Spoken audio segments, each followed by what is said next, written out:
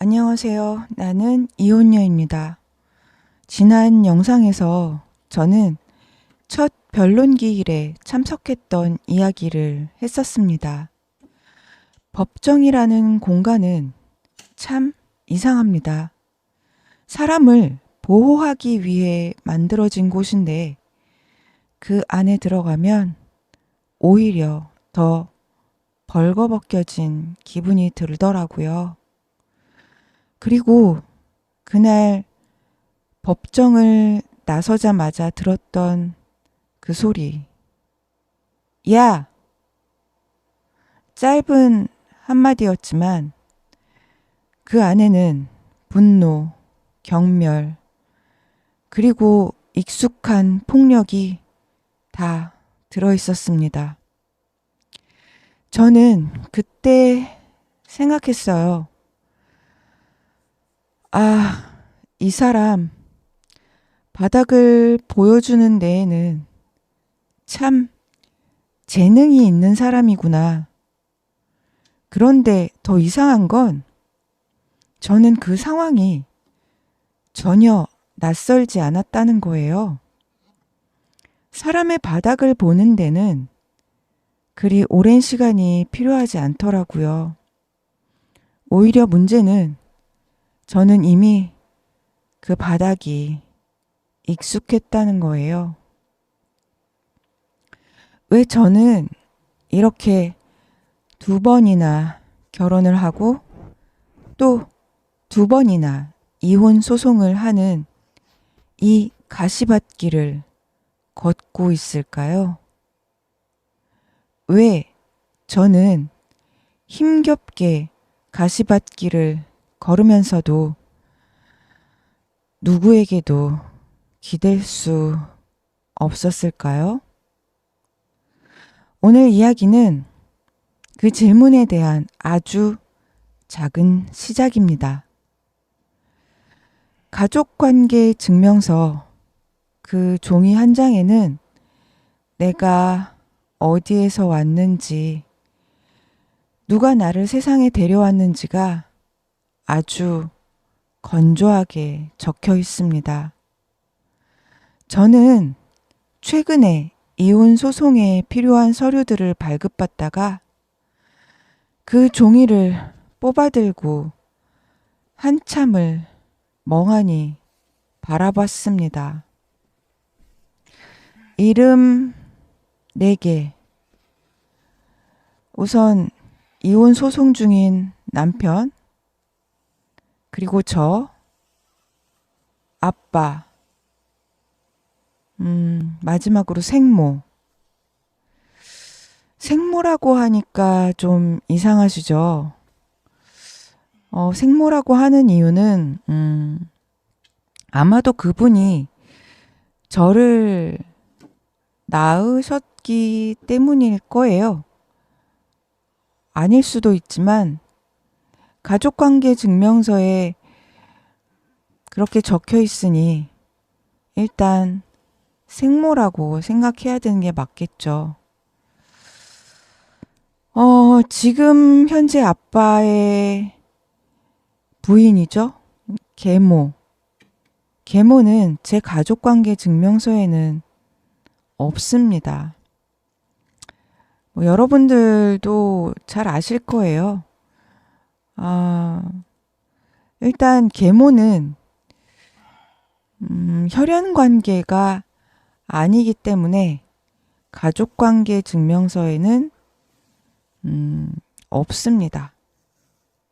아무튼 생모는 제가 4살 때 집을 나갔어요.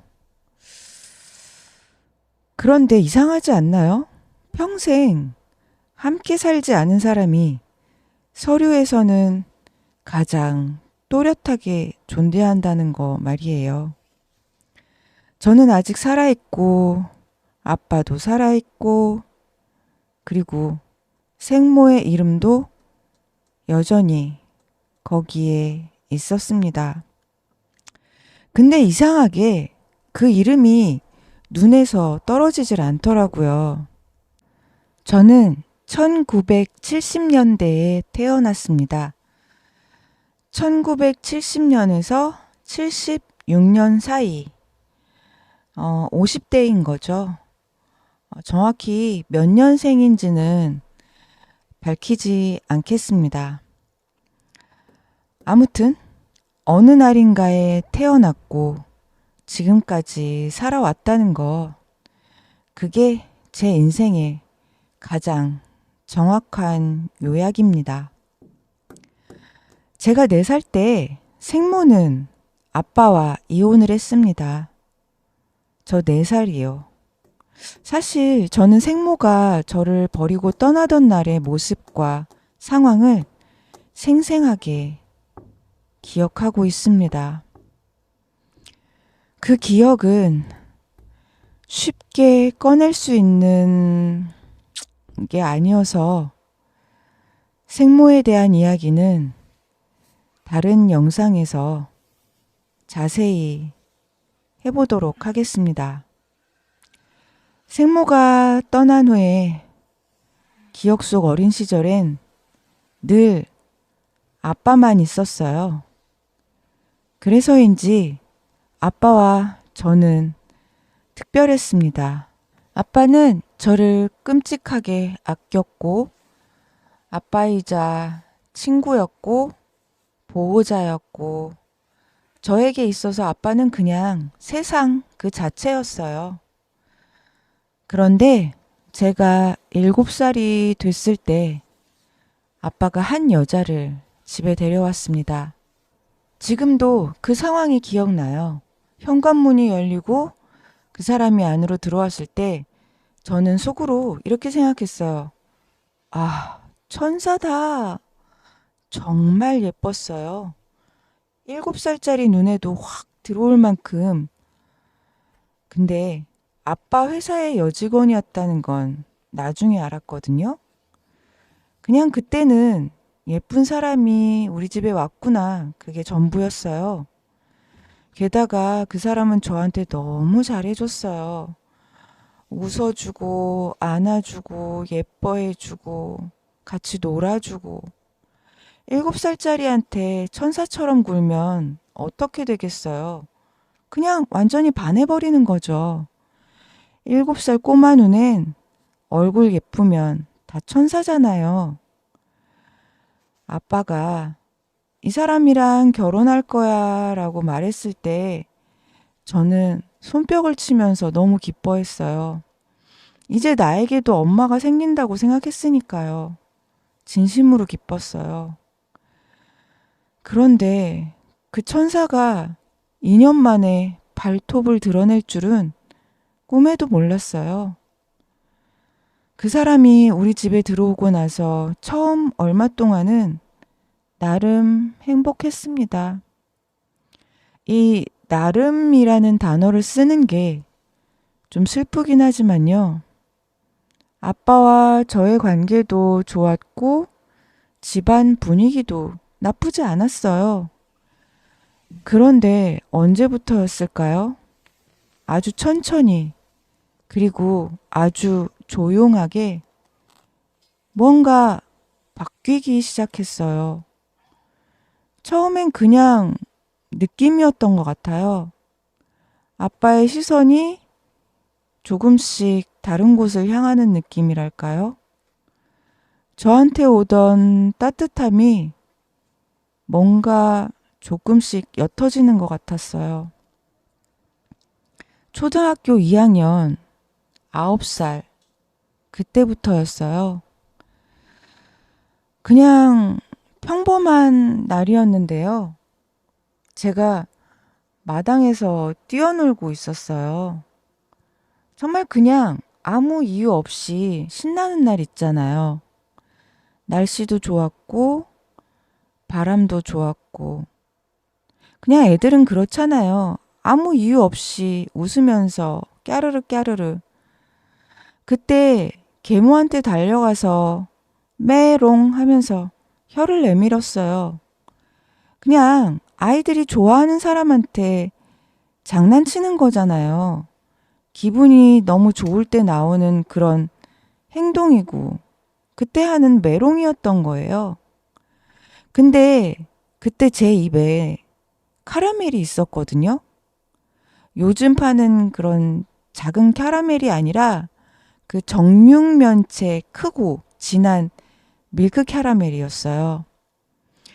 입안에 넣으면 존재감이 확실한 그런 큰 캐러멜이었죠. 물론 지금은 제가 어른이고 성인이니까 그 캐러멜이 크지 않게 느껴질 수는 있는데 그땐 9살짜리 아이였잖아요. 그래서 그 캐러멜 자체가 굉장히 입안에서 크게 머물고 있었어요. 근데 계모한테 메롱을 하는데 카라멜이 입 밖으로 툭 튀어나온 거예요. 바닥에 툭 떨어졌죠. 그때 계모는 저한테 미소를 지으면서 그냥 주워서 그걸 버리고 새 캐러멜을 꺼내줬어요. 저는 그냥 고맙다고 생각을 했고 바로 집 안으로 들어와서 그냥 아무 생각 없이 TV를 보고 있었어요. 거실에 있었죠, 저는. 그런데 갑자기 안방에서 아빠가 저를 부르는 거예요. 너 이리 와봐.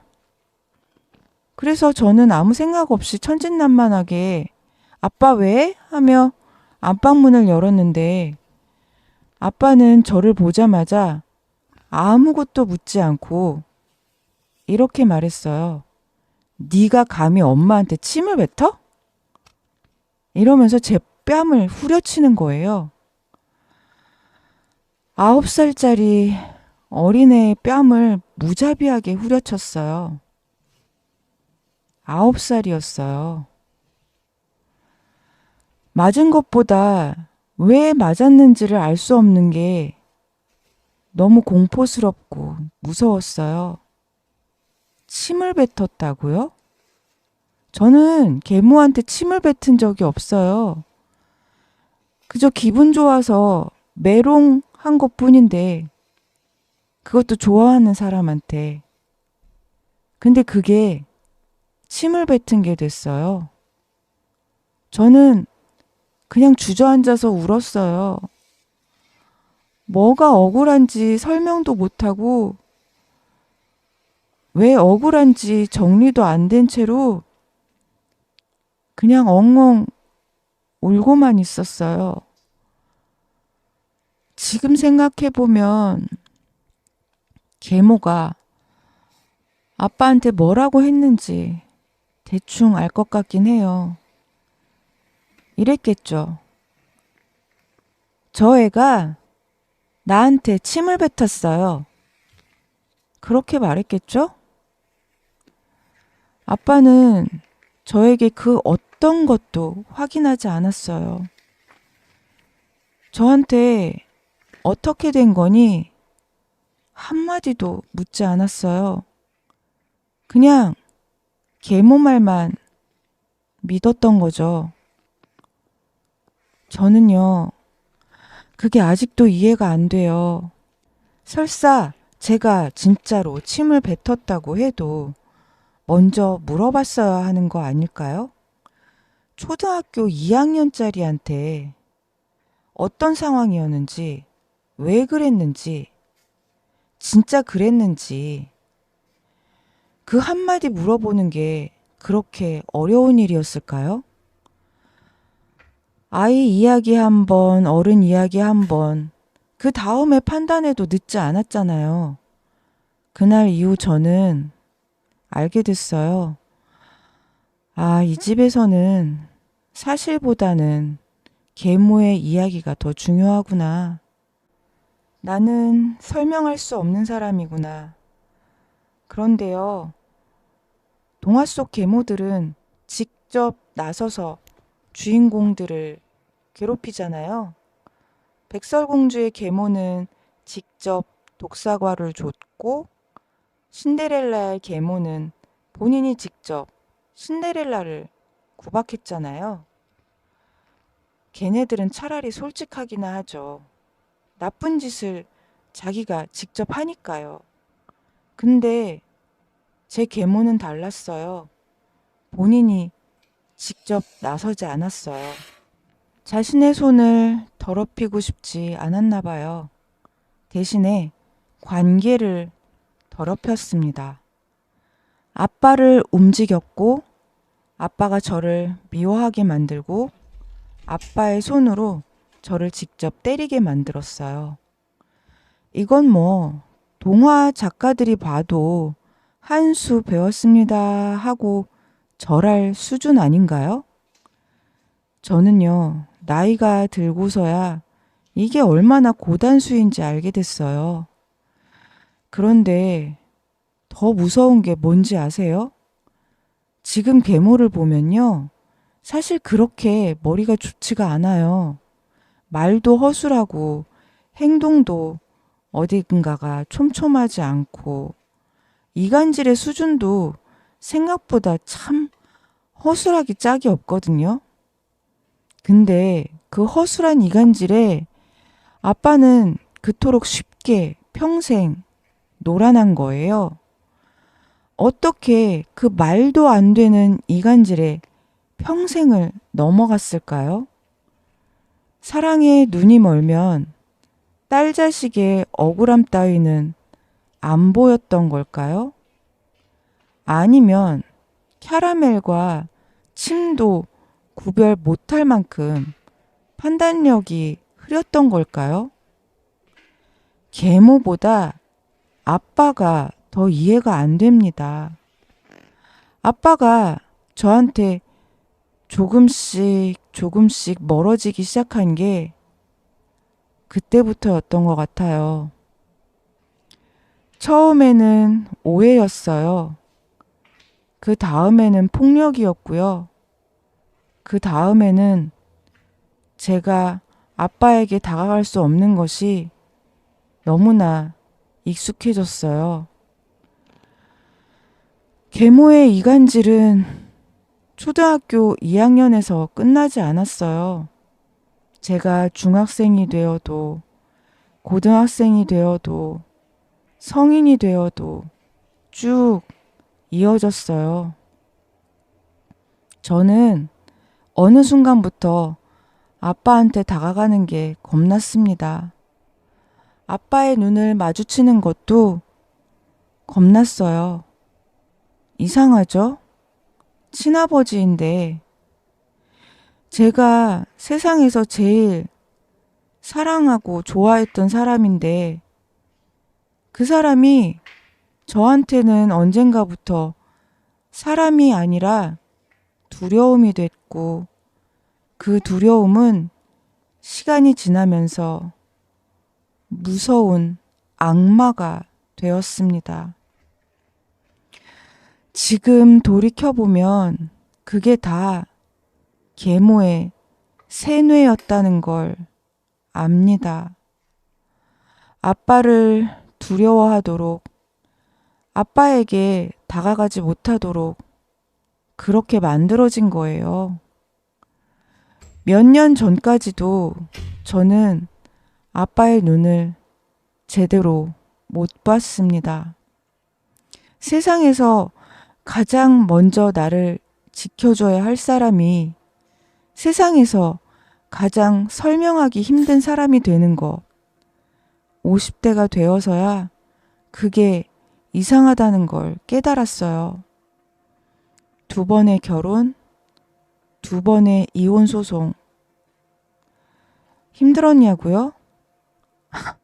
말로 다 할 수 없이 힘들었고요. 지금도 힘들죠. 결혼도 힘들었고, 이혼은 더더욱 힘들고. 근데 더 힘든 게 뭔 줄 아세요? 그 힘듦을 아무한테도 털어놓을 수 없었다는 거예요. 보통은 그런 상황에서 부모한테 먼저 가잖아요. 아빠, 나 너무 힘들어. 엄마, 나 좀 도와줘. 저는 그 말을 할 수가 없었어요. 엄마는 늘 이간질하는 계모였고, 아빠는 오랫동안 제 마음속에서 악마였으니까요. 아무도 없었어요. 기댈 곳이. 형제요? 저는 무남동녀예요. 결혼이 흔들리고 법정에 서고 입으로 똥만 싸는 남편에게 말도 안 되는 소리를 매일 들으면서도 그저 혼자 버텼습니다. 가는 법을 몰랐으니까요. 그리고 어딘가에 누군가에게 기댄다는 게 어떤 의미인지도 몰랐으니까요. 그냥 혼자 버텼습니다. 그리고 그게 당연한 거라고 생각했어요. 그 외로움이 어디서 왔는지 이젠 알 것 같아요. 저는 가끔 스스로에게 물어요. 왜 나는 2번씩이나 결혼을 했을까? 왜 2번 모두 이혼 소송을 하게 됐을까? 단순히 운이 나빴던 걸까? 남자를 잘 못 보는 내 눈 탓일까? 저는 이제 그렇게 생각하지 않아요. 씨앗이 있었던 것 같아요. 아주 어릴 때부터 심어진 씨앗. 사랑받는 게 어떤 건지 제대로 배우지 못한 것과 보호받는 게 어떤 건지 느끼지 못한 것. 가장 믿었던 사람이 가장 아프게 했을 때 그걸 표현할 언어가 없었던 것. 그 상태로 저는 그냥 몸만 어른이 되었습니다. 그리고 결혼을 했습니다. 결혼한 이유요? 단순해요. 나이는 먹어가는데 결혼 못한다고 들들 볶는 아빠로부터 벗어나고 싶었고요. 결혼하면 진짜 내 편이 생길 거라고 생각했어요. 그런데 문제는요. 내 편이 무엇인지 한 번도 경험해 본 적이 없다는 거였어요.